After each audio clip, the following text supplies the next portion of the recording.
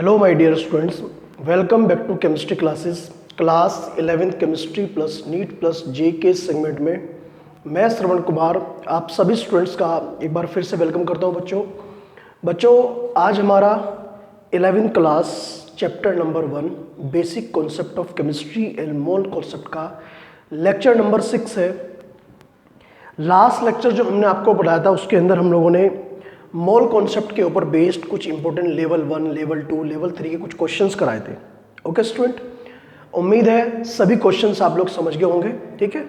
और हमने आपको एक शीट भी प्रोवाइड की थी, तो वो शीट आपको शायद मिल गई होगी, तो उसके क्वेश्चंस आप लोग करेंगे। कुछ क्वेश्चंस आपको NCERT एक्सरसाइज जो आपकी टेक्स्ट बुक है उसके अंदर, और कुछ NCERT एग्जाम्पलर की जो बुक है उसके अंदर MCQ दे रखे, वहां से भी आप लोग हेल्प ले सकते हैं।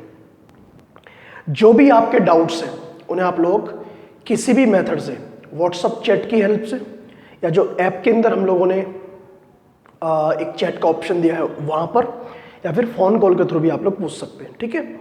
तो क्वेश्चन आप लोग पूछ सकते हैं जो भी आपके डाउट्स हैं, ठीक है। अगर डाउट्स कम होंगे तो मैं आपको साथ के साथ उसको सोल्व कर दूंगा, ज़्यादा होंगे तो उसके लिए एक आपको डाउट लेक्चर प्रोवाइड कर देंगे, ठीक है। तो चलिए स्टूडेंट, करते हैं हम लोग आज के लेक्चर की शुरुआत। आज हमारा लेक्चर नंबर 6 है। आज हमें एक नया टॉपिक शुरू करना है मोल कॉन्सेप्ट के बाद। हम लोग 2 टॉपिक पूरे कर चुके हैं। पहला टॉपिक था कुछ बेसिक टर्म, कुछ बेसिक टॉपिक्स थे जो हमने कंप्लीट किए, और मोल कॉन्सेप्ट हमारा टॉपिक नंबर 2 था। आज हमारा टॉपिक नंबर 3 है, ठीक है। तो ये है हमारा topic number 3। Topic number 3 is purely connected with moles. वो सीधे सीधे मोल से कनेक्टेड है, इसलिए मैं इसके तुरंत बाद इसे पढ़ा रहा हूं, ठीक है। वैसे NCERT में टॉपिक सबसे लास्ट में दे रखा है, लेकिन क्योंकि ये मोल से कनेक्टेड है इसलिए मैं आपको अभी अभी से इमीडिएटली इसके साथ ही करा रहा हूं। देखिए, पहला पॉइंट तो ये लिखवा रहा हूं, this topic is directly connected.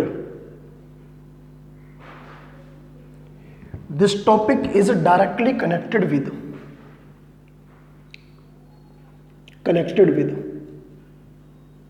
moles। पहला पॉइंट तो ये। अब ये टॉपिक एक्चुअली क्या है, रियल में टॉपिक ये है क्या? रियल में ये टॉपिक, इसका नाम है सॉल्यूशन। सॉल्यूशन क्या होता है? देखिए, सॉल्यूशन हम लोग किसे बोलते हैं, क्या होते हैं सॉल्यूशन? सॉल्यूशन एक होमोजेनस मिक्सचर है दो या दो से ज़्यादा कंपोनेंट्स का। कम से कम 2 कंपोनेंट भी इसके अंदर हो सकते हैं और 2 से ज़्यादा कंपोनेंट भी इसके अंदर हो सकते हैं, उन्हें हम लोग बोलते हैं सॉल्यूशन। तो सबसे पहले डेफिनेशन की बात करते हैं। क्या डेफिनेशन है? सॉल्यूशन इज द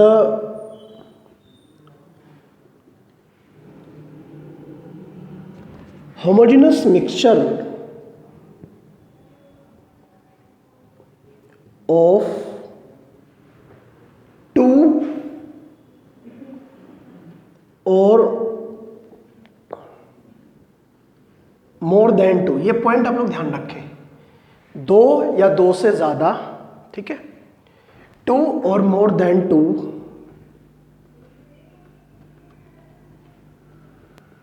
कंपोनेंट्स, ठीक है।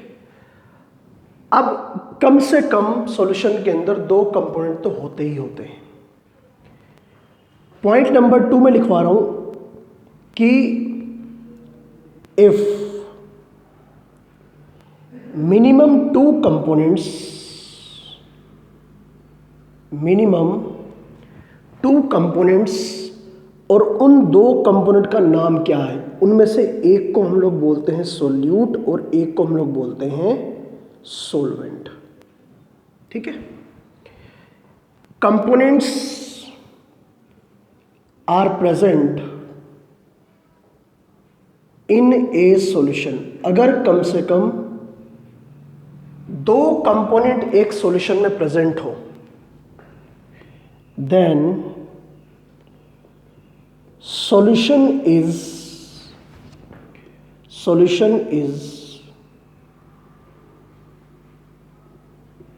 बाइनरी। ऐसे सॉल्यूशन को हम लोग बोलते हैं बाइनरी सॉल्यूशन। बाइनरी का मतलब होता है जिसके अंदर दो कंपोनेंट होते हैं, एक सोल्यूट एक सोलवेंट।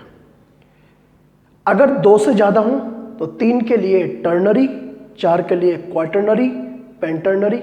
वैसे हमारे सिलेबस में 11th plus 12th plus NEET JEE के जो एग्ज़ाम्स होते हैं, मतलब जो हमारा लेवल है उसके अंदर केवल हम लोग ऐसे ही सॉल्यूशंस पढ़ते हैं जिनके अंदर बाइनरी कंडीशन है, मतलब दो ही कंपोनेंट है, एक सोल्यूट और एक सोलवेंट। मतलब हम लोग ऐसे न्यूमेरिकल ही सोल्व करेंगे जिनके अंदर दो ही कंपोनेंट आपको दिए होते हैं जनरली इन कॉमन प्रैक्टिस। ठीक है, दो के लिए। ठीक, अब सोल्यूट सोलवेंट किसे बोलते हैं, मतलब कह सकते हैं हम लोग सॉल्यूशन जो बना होता है, सॉल्यूशन कम से कम दो कंपोनेंट का मिलकर बना होता है। पहला कंपोनेंट और दूसरा कंपोनेंट। पहला कंपोनेंट तो होता है सोल्यूट। सोल्यूट तो कह सकते हैं generally less in quantity. Quantity में कम होता है एंड विच इज डिसोल्व, जिसे हम लोग डिसोल्व करते हैं। जैसे हम लोग किस किस चीज को डिसोल्व कर सकते हैं, जैसे शुगर को पानी में डिसोल्व करते हैं, सॉल्ट को पानी में डिसोल्व करते हैं, एक्सेट्रा। तो शुगर एंड सॉल्ट और बाकी वो सारी चीजें जिन्हें डिसोल्व किया जा सकता है उसे हम लोग क्या बोलते हैं, सोल्यूट बोलते हैं। सोलवेंट नंबर 2 पर है,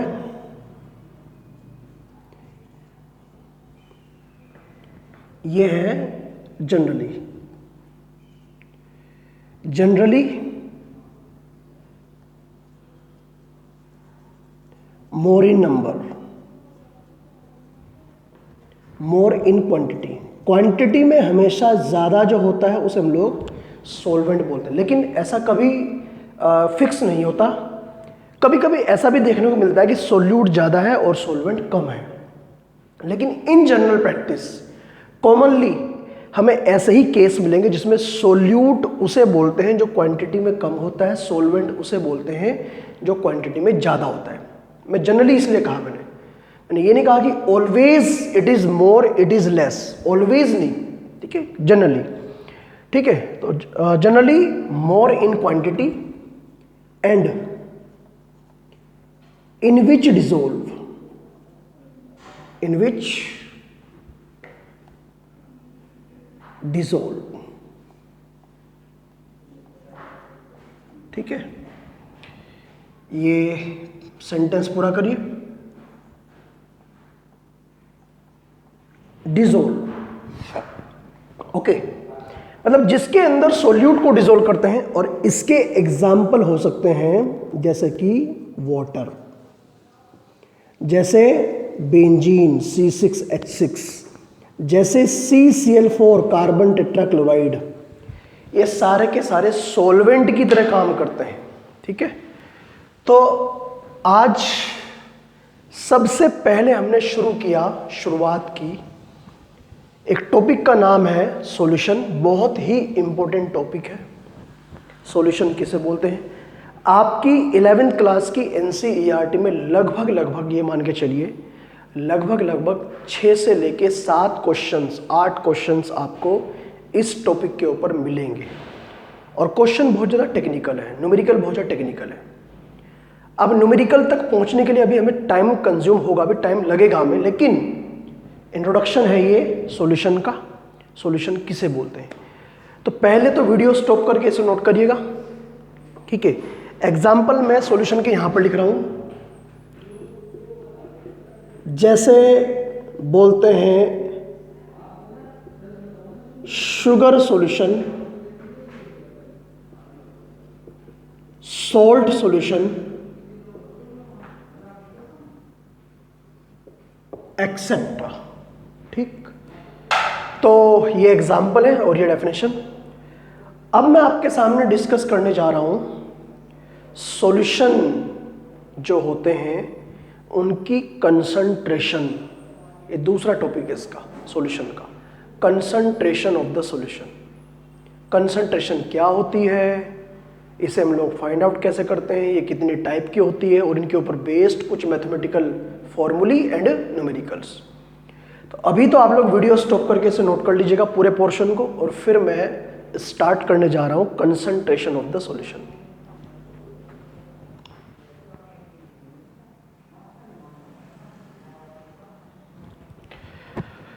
ओके स्टूडेंट, तो चलिए स्टूडेंट हम लोग शुरुआत करते हैं concentration of the solution. What is the meaning of concentration? Solution में कंसंट्रेशन हम लोग किसे बोलते हैं?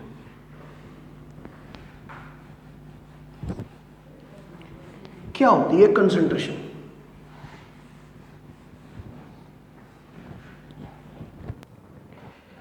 हेडिंग है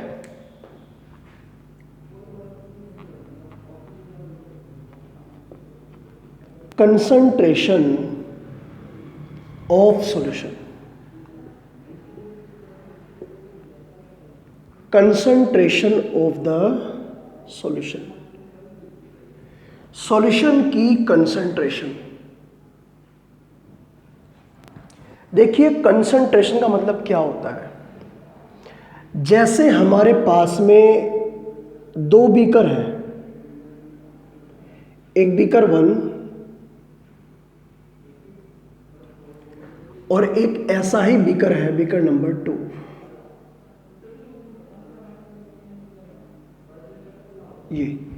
ये बीकर ए है और ये बीकर बी है।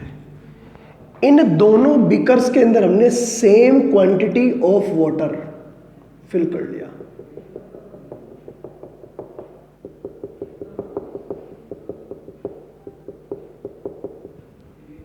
यहां तो हमने फिल किया 100 ml वाटर, यहां भी हमने फिल किया 100 ml वाटर। दोनों के अंदर same quantity of water fill किया, और इस बीकर ए में हमने डाल दिया 50 ग्राम शुगर, और इसके अंदर हमने ऐड कर दिया 100 ग्राम शुगर। ठीक है, 2 बीकर है, सॉल्यूशन तैयार किया। ओके, अब मुझे ये जानना है कि इसमें से कौन से वाला सॉल्यूशन है जिसके अंदर सोल्यूट की क्वांटिटी ज़्यादा है। ऑब्वियसली ये सॉल्वेंट और ये जो ऐड किया जा रहा है, जिसे डिसोल्व कर रहे हैं, वो सोल्यूट हुआ। कहाँ पर सोल्यूट की क्वांटिटी ज़्यादा है? तो इसके लिए हम लोग पढ़ते हैं concentration. Concentration is equal to होता है amount of solute upon amount of solvent. ये तरीका है कंसंट्रेशन फाइंड आउट करना। कंसंट्रेशन का मतलब होता है the maximum amount of solute dissolve in per unit amount of solvent.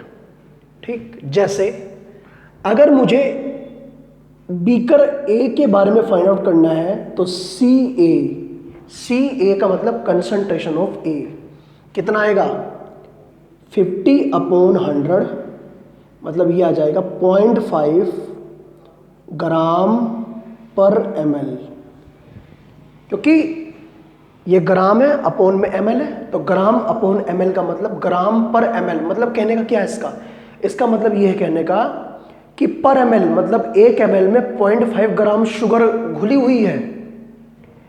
Okay, तो ग्राम पर ml।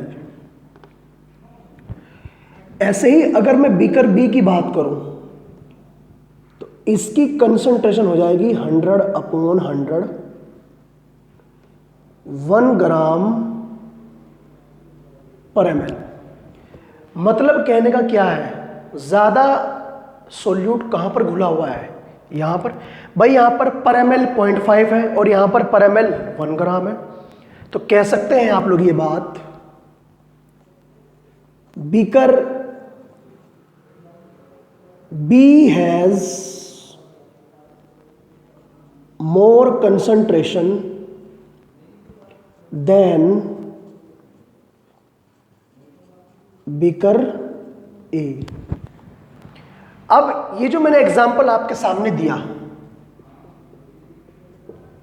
ये जो मैंने पूरा एग्जांपल आपको समझाया, इसे थ्योरेटिकली हम लोग कैसे लेंगे।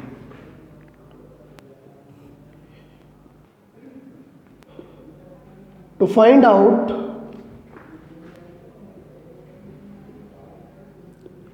amount of solute in unit amount of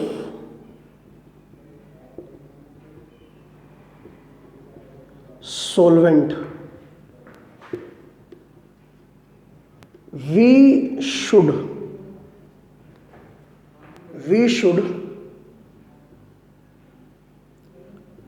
analyzed about concentration of solution। ठीक है, हमें कंसंट्रेशन के बारे में एनालाइज करना है, स्टडी करनी है। क्या होता है concentration? Concentration of A solution is the amount of solute with respect to solvent in a solution। ठीक है, समझ गए बात को कि per unit litre, per unit ml, per unit kg, per unit gram solvent के अंदर how much solute is dissolve. ठीक है, तो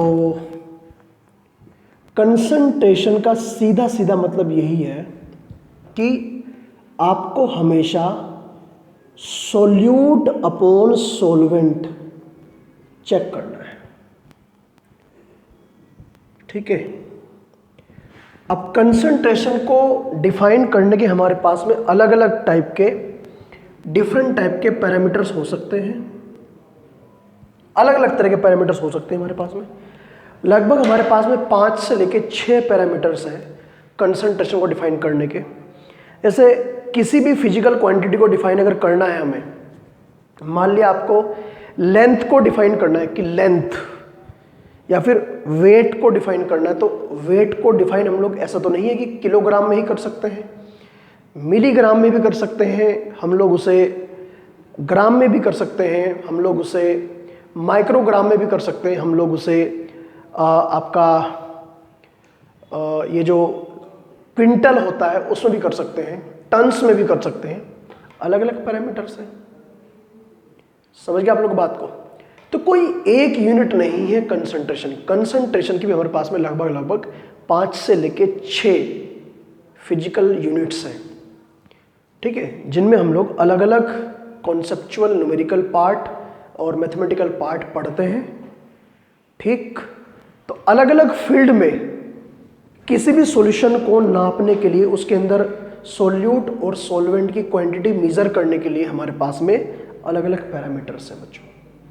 किसी को कहीं पर यूज करते हैं, किसी को हम लोग कहीं पर यूज कर सकते हैं। तो पहले तो वीडियो स्टॉप करके आप लोग इस पूरे पोर्शन को, कंसंट्रेशन वाले पोर्शन को नोट कर लीजिएगा।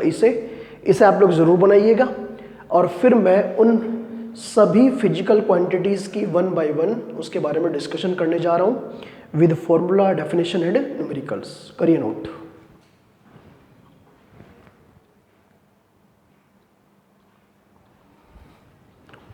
ओके स्टूडेंट, तो चलते हैं हम लोग लेकर कंसंट्रेशन की। हमारे पास जो डिफरेंट पैरामीटर्स हैं, यूनिट्स हैं, एक बार उन्हें वन बाय वन डिस्कस करते हैं स्टूडेंट। देखिए,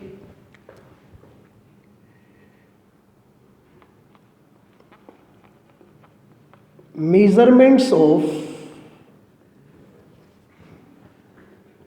कंसंट्रेशन, ठीक है, कंसंट्रेशन को मेजर करना है हमें। सबसे पहले तो हम लोग कर सकते हैं मास परसेंटेज। मास परसेंटेज को हम लोग वेट बाय वेट परसेंटेज से भी डिनोट करते हैं। इसका मतलब कहना क्या है कि सोल्यूट का भी वेट अपॉन में सॉल्वेंट सॉल्यूशन जो भी है उसका भी वेट ही लेना है यहाँ पर, मास परसेंटेज। दूसरी जो फिजिकल यूनिट है उसे हम लोग बोलते हैं मोल फ्रैक्शन। ये भी कंसंट्रेशन को डिफाइन करने की एक बहुत ही इंपॉर्टेंट यूनिट है। इसे हम लोग डिनोट करते हैं एक्स, सिंबल है इसका एक्स। तीसरे नंबर पर जो नाम आता है बहुत ही इंपॉर्टेंट, मोलैरिटी, बहुत ज्यादा इंपॉर्टेंट है। कैपिटल एम से हम लोग इसे डिनोट करते हैं मोलैरिटी को। फोर्थ नंबर पर नाम आता है मोलैलिटी। ये थोड़ा सा डिफरेंट है मोलैरिटी से, इसे हम लोग स्मॉल एम से डिनोट करते हैं। इन दोनों के बीच में एक छोटा सा डिफरेंट है। पांचवें नंबर पर आता है ppm, फुल फॉर्म पार्ट पर मिलियन। पार्ट पर मिलियन इसके फुल फॉर्म है, इसका एब्रीविएशन और इसके फुल फॉर्म। एक बात आपको नोट करके लिखनी बहुत ज़रूरी है, ये जो कंसंट्रेशन की मैंने आप लोगों के सामने अलग अलग यूनिट्स बताई, ये जो फिजिकल क्वांटिटीज है सारी ये अलग अलग इंडस्ट्रियल, लैब और अलग अलग फील्ड में यूज़ की जाती हैं। Above units of concentration are used in different areas, area of industry, laboratory or in medical field. Medical field तो अलग अलग फील्ड में यूज की जाती है। जैसे मान लिया अगर मैं आपके सामने डिस्कस करूं, मास परसेंटेज को हम लोग जनरली वहां पर यूज करते हैं जहां पर हमें बहुत ज्यादा एक्यूरेसी देने की नीड नहीं है। जैसे सीमेंट इंडस्ट्री में, सीमेंट इंडस्ट्री में जनरली जो मिक्सचर बनाया जाता है, जो सीमेंट बनाया जाता है, उसमें जितने भी कंपोनेंट ऐड किए जाते हैं उस मिक्सचर के अंदर वो परसेंटेज में ऐड किए जाते हैं। उसके अंदर मोलैरिटी टाइप की कोई बात नहीं होती। इतने परसेंट कैल्शियम ऑक्साइड, इतने परसेंट आयरन ऑक्साइड, इतने percent magnesium oxide, aluminium oxide mix किए और ये बन गया। जहां पर प्रोडक्शन बल्क में होता है जैसे कि cement industry, mole fraction generally laboratory के अंदर यूज किया जाता है, या ये भी मोल फ्रैक्शन भी जनरली इंडस्ट्रियल पैरामीटर्स में यूज होता है। मोलैरिटी लेबोरेटरी के अंदर, फार्मास्यूटिक्स कंपनीज के अंदर, मेडिकल फील्ड में मोलैरिटी यूज की जाती है। ठीक है, ऐसे ही मोडेलिटी भी फार्मास्यूटिक्स में, मेडिकल फील्ड में यूज़ की जाती है। पीपीएम को हम लोग जनरली यूज़ करते हैं बच्चों, पार्ट पर मिलियन को जनरली पोल्यूशन मेजरमेंट में, जो आपका air pollution, water pollution, soil pollution, ये जो इस तरह के पोल्यूशंस होते हैं वहाँ पर उनके मेजरमेंट में हम लोग पीपीएम यूज़ करते हैं, पार्ट पर मिलियन जनरली।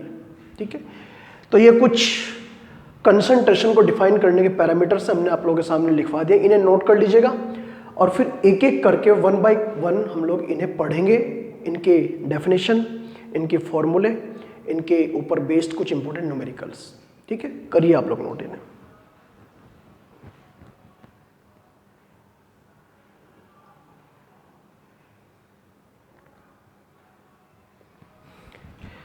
तो स्टूडेंट, आज के इस लेक्चर को तो हम लोग यहीं पर कंप्लीट करते हैं। ठीक है, हम लोगों ने आज के इस लेक्चर में टॉपिक नंबर 3 शुरू किया है और वो है कंसंट्रेशन। ठीक है, कुछ इंपॉर्टेंट डेफिनेशंस आपको हमने कराई हैं। ठीक है, उन्हें आप लोग 1 बाय 1 नोट करेंगे। नेक्स्ट लेक्चर में हम लोग पहले तो ये सभी डेफिनेशंस आपको विद फॉर्मूली ऑन डेरिवेशन कराए जाएंगे और उसके बाद में हम लोग शुरू करेंगे इनके ऊपर बेस्ड कुछ न्यूमेरिकल और फिर कोई नया टॉपिक, 4th टॉपिक। तो सभी स्टूडेंट जो 11th क्लास के और कंपटीशन के नीट जेईई के जो स्टूडेंट हैं, ये जो लेक्चर हम लोग बना रहे हैं आप लोगों के लिए, तो इस लेक्चर की सीरीज को आप लोग अच्छे से फोकस करके देखें, आपके लिए बहुत बेनिफिट होंगे। ठीक है, तो आप लोग इन लेक्चर का फ़ायदा उठाइएगा। मैक्सिमम से मैक्सिमम स्टूडेंट जो है ना इस चीज़ का फ़ायदा उठा सकते हैं ऑनलाइन लेक्चर प्लेटफॉर्म का। तो इसके लिए मैंने फेसबुक पे भी, अपने व्हाट्सएप ग्रुप में भी और अपना व्हाट्सएप जो आपका जो जितने भी हमने फॉर्मेट बना रखा है व्हाट्सएप ग्रुप का या फिर ऐप का जो हमने चैट ग्रुप बना रखा है उसके अंदर भी सभी बच्चों को मैंने मैसेज डाल रखा है। तो जितने भी स्टूडेंट ज़्यादा से ज़्यादा इस लेक्चर सीरीज को ज्वाइन करना चाहते हैं वो मेरे से कांटेक्ट कर सकते हैं। उसके लिए मेरा जो कांटेक्ट नंबर है वो सबके पास लगभग है ही। ठीक है, फिर भी अगर किसी स्टूडेंट को कांटेक्ट नंबर नहीं पता तो ये मेरा मोबाइल नंबर है, कांटेक्ट करें आप लोग इसमें 9058 756581। ठीक है, तो इसी नंबर पे आप लोग मुझे कांटेक्ट कर सकते हैं 9058 756581। ठीक है, इस पे आप लोग कांटेक्ट करके, ठीक है, और ये मान के चलिए कि लेक्चर के अंदर हम लोग बहुत ही इंपॉर्टेंट टॉपिक्स आपको फॉर्मेटिव रूप से पढ़ा रहे हैं, फॉर्मेटिव फॉर्म में पढ़ा रहे हैं। जैसे बोर्ड का लेवल होता है उसी हिसाब से नीट का लेवल होता है, जेईई मेंस का होता है, जेईई एडवांस का होता है, तो उसी के अकॉर्डिंग हम लोग यहाँ पर चल रहे हैं बच्चों। ठीक है, तो चलिए स्टूडेंट, फिर आज के लेक्चर को तो हम लोग कंप्लीट करते हैं यहीं पर और मिलते हैं नेक्स्ट लेक्चर में इन डेफिनेशंस के साथ। आज के लिए इतना ही। Thank you, all the best.